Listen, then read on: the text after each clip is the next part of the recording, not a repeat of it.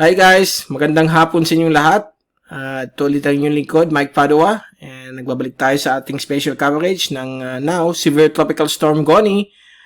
Dito po ay papangalan ng Rolly ng Pag-asa once na pumasok na po ito ng power, probably this afternoon. Okay, so ito po ay para sa ngayong araw ng Webes, October 29, 2020. At itong Tagalog version na binaglingkod sa inyo ng Typhoon 2000. Ang Goni po, ito po ay Korean name ng isa ng hayop nilang swan. So, ito po ang tawag nila sa pangalan na Goni. But ang pronunciation po niyan is Connie. Okay, tandaan po ninyo yan. Hindi yan Goni ang pag-pronounce, but Connie. So, bago tayo mag-umpisa, kung gusto niyo yung English version, hindi niyo maintindihan itong Tagalog version, i-click lang po niyo sa baba. Meron tayong link nilagay doon. Go to English version. And kung may mga comments po kayo, pasensya na po kung hindi ko masasagot lahat-lahat po yan. Dahil po sobrang busy po tayo. One man station tayo na yun sa lahat ng social media accounts ko. Lalo na sa updates ko sa mga bagyo. At sa pagsalita rin sa mga media. Halos lahat ng stations po dito sa Naga at Camarines Sur halos tumatawag sa akin. So napakahirap po sa side ko. Since tayo po ang may nakakaalam o knowledge pagdating sa mga ganitong bagyo. At I apologize kung meron pong hindi ko nasasagutan. But later on, pag walang bagyo, pwede kayo magtanong sa mga YouTube videos ko. But I'll try my best kung may little time tayo para makasagot. Kaya pasensya na po. So, umpisa natin na yon ang ating update. Importante po malaman ninyo kung saan papunta yung bagyo na yon. Ito po yung fast animation. Isa na po siyang severe tropical storm. Ang hangin po niya yon ay 100 kilometro hanggang 130 kilometro ang kanyang bugso. At ito ay papalapit na po sa Philippine Area of Responsibility at inaasahan po ito papasok na yung hapon. At sa likod niya, ito po yung panibagong LPA na si 90W, okay? Magiging tropical depression po ito sa susunod na 12 hanggang 24 oras. Ang Japan Meteorological Agency, ginawa na po siyang tropical depression na ang possible track niya in 5 days ay extreme northern Luzon o Batanes area. So, babantayin po natin yan for possible changes ng kanyang track after ni Rolly. So, tutok po na tayo kay Rolly dahil ito po ay posible rin maging malakas na bagyo. Ayon po na yon sa pinaka-latest wind models. Papakita natin yan in a short while. So, umpisa natin na yon ang windy seamless animation. So, yan po. Kinagita po natin. Nag-start na po siyang tumakbo ng westward sa bilis na 22 km bawat oras. At inasahan po siya maging typhoon bukas po ng alas 2 ng umaga. Pagpasok ng power na ang hangin niya nasa 150 hanggang 185 kph. So, nagkakaroon po siya ng rapid intensification dahil po sa init po ng dagat natin dito sa may silangan po ng Kabikulan at silangan Luzon.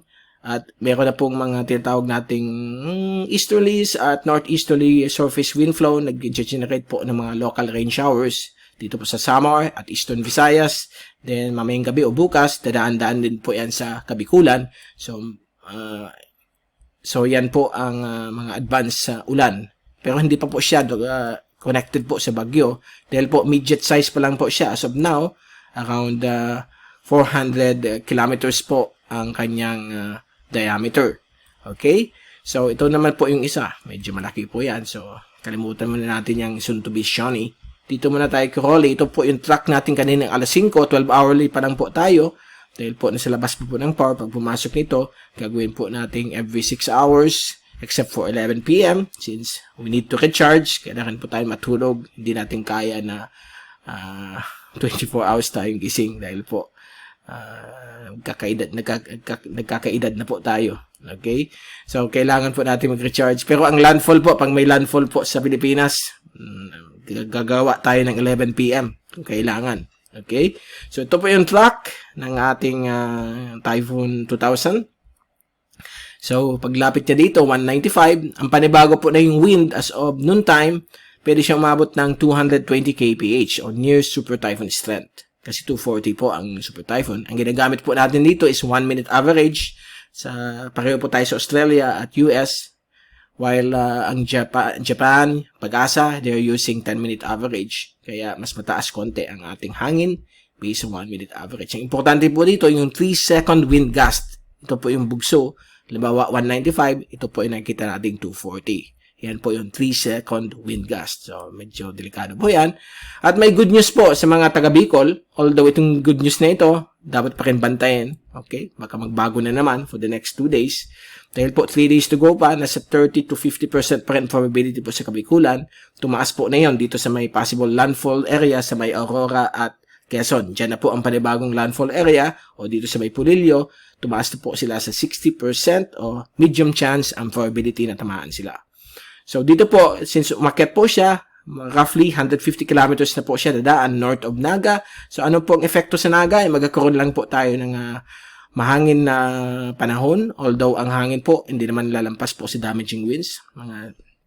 Ang bugso niyan 75 to 100 kasi ang 100 pataas ang damaging winds. Kaya ni Quinta, umabot po tayo ng 110, 120 kaya may mga damage po sa Naga, while 120 to 150 sa southern part ng Camarines Sur at Albay dahil po sa malapit sila sa eyewall o nasa eyewall mismo. Okay? So dito po sa taas po ng Kabikulan, ang maapektuhan po ng hangin na halos lahat naman nasa 75 to 100 ng gustiness, but medyo malakas ng konti dito sa may bahagi po ng Partido coastal areas, dito po sa may coastal areas ng Camarines Norte, kasama po dyan sa Camarines Sur ang Siroma, Garcia Torena, sa Karamuan, at yung northern coastline po ng Catanduanes. So take note, baka magkaroon ng storm surge, mga coastal flooding, at yung mga buhos ng ulan. Ito po ang medyo problema na yun. Pag dumadaan kasi ang bagyo sa taas ng Naga at Camarines Sur, medyo mas marami kasi ang ulan sa southern portion ng kanyang sirkulasyon. So hopefully umakyat pa, so hindi masyado maapektuhan po ang Bicol region. But expect natin may mga ulan po ito. At since bibilis po ang kanyang takbo, baka umabot ulit ng 25 to 30 kph paglapit dito sa Bicol bago dumaan ng Central Luzon. So inaasahan pong baka panandalian lang po ang epekto dito sa Rion Bicol. Wag lang po mag-change. So let's all pray na umakyat pa at lalo pang umakyat. Gusto natin ganito ang track niya. Ganyan, para wala na pong maapektuhan. But it depends sa lakas po ng high pressure ridge sa may Taiwan na yon. Siya po ang i-steer ng bagyo kung saan papunta. Okay?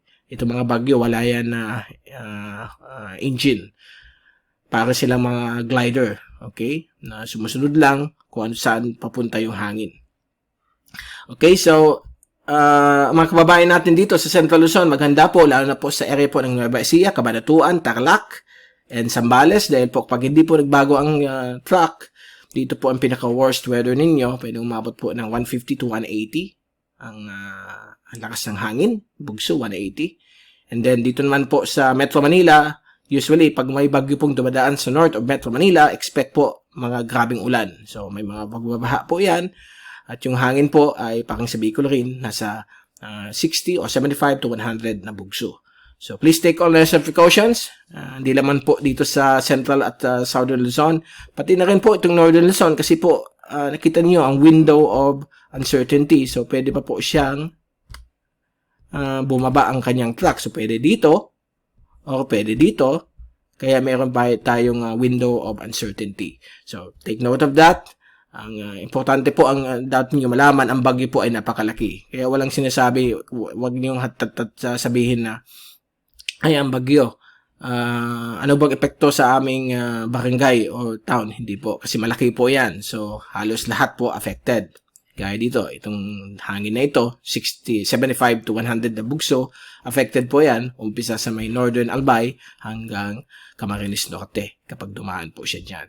So, yan po ang inaasahan po natin. Sana po ay mabilis lang takbo niya at hindi na po siya lumakas. Okay, at ito po yung ating Asian tracks ng lahat ng Asian agencies at pinapakita po dito na ito po ay dadaan po, malapit po sa halos lahat naman po, pareho sa track natin sa Typhoon 2000. At medyo namimilig ko po ang Central Luzon. Wala pa po ang Pag-asa track dyan kasi po hindi pa po pumapasok ng PAR. So mamayang hapon pa po yan. Ito po yung global models. So lahat ang trend na yun ay pataas. So sana ganyan na rin o lalo pang tumaas sa susunod na global akan. At ito naman po yung tinatawag nating steering layer. So ito po yung nag-i-steer, itong H na ito, high pressure steering ridge around 20,000 feet o 500 MB. So, nandito na yung bagyo. So, ito po yung gagalawin niya. Mag-slide po siya pa west, southwest. Dahil po, pagdating dito ng bagyo, okay, bigla na po siyang mag-west to west-northwest. Dahil po after a few days, ito pong high pressure gagalaw po yung papunta dito. Diyan po siya mag-reorient. Kaya mag-aakit po siya. Problema pag hindi po siya mag-reorient. So, delikado naman po ang kabikulan. So, crucial po ang next 2 days hanggang 24 hours left. Medyo malalaman na natin ang tunay na dadaanan niya.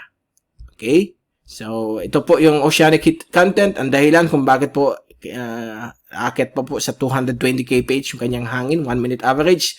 Dahil po sa mainit na oceanic heat content na mag-boost po sa wind velocity ng bagyo habang ito po ay tumatakbo sa Philippine Sea. At kung ito naman po yung ating latest multimodal diagnostic comparison, kita po natin yung iba-ibang parameters. Ito po yung track ng iba't ibang models. Ito naman po yung mid-level relative humidity. Ito po yung amount of water vapor sa atmosphere na 60%. Meaning, talagang basa po ang atmosphere within that storm.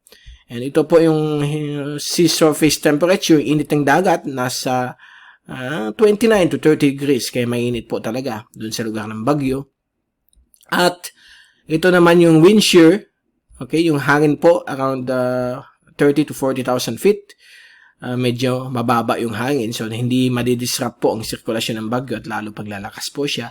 At ito naman po yung intensity multimodal forecast. Galing po yan sa iba't ibang wind models. So nakita po natin, tingnan natin itong block. So ito po yung tinatawag nating best track. Nandito siya na yon, around 55 knots o 100 kph. So ito po yung fina-forecast for the next 3 days hanggang bago mag-landfall. So ito po yung bago mag-landfall siya. So majority of them ng mga wind model suggest na pwedeng umabot po siya ng category 3 to 4. Ibig sabihin yung hangin po naglalaro po ng 195 kph hanggang po 220 o 30 kilometers per hour. Ang super typhoon po ay ito pong 130 knots. Nandito po siya. So, isang model lang nagsasabi na posibleng maging super typhoon, but the rest, nasa category 3 o 4 lang siya.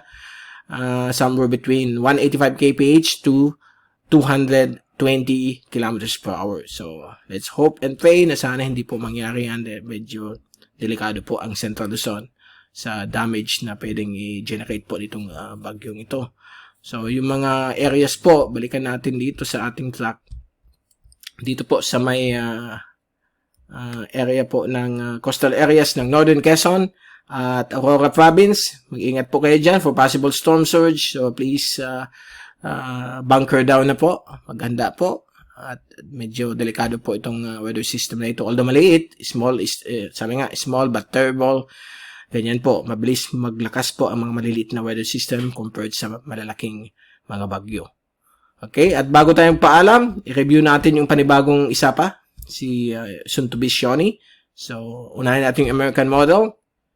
So, pinapakita po dito, napapasok po siya ng PAR November 2 at magla-landfall po sa may between Isabela and Cagayan on Thursday, November 5. Kita niyo gaano kalaki niyan, 1,000 kilometers approximate ang diameter niyan.